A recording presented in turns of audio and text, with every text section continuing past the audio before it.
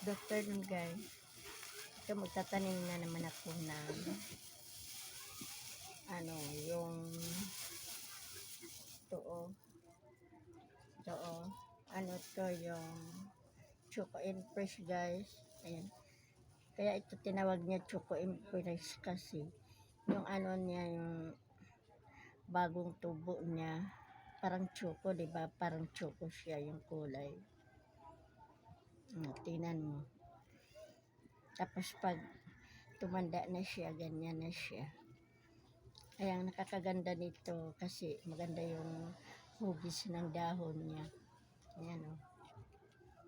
Kaya mahal ko dati sa Lalagyan ko na naman ng itlog na balat para lalong lumapad yung dahon niya. Kasi pampalapad, pataba itong balat ng itlog. Kaya lagi ko nilalagyan yung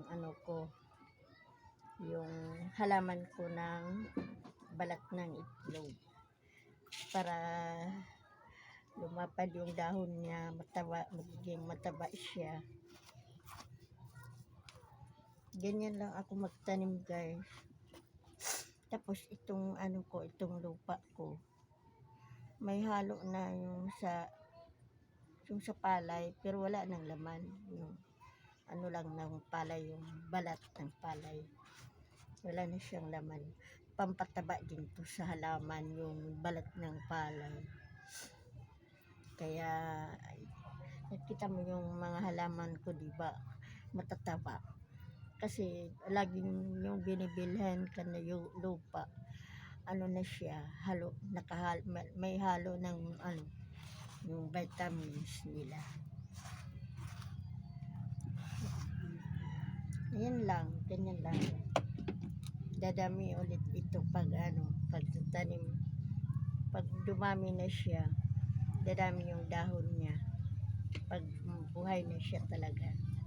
Kaya ito yung ginamit ko, yung malaking pot para dumami yung niya dahon. Maging na siya, malago.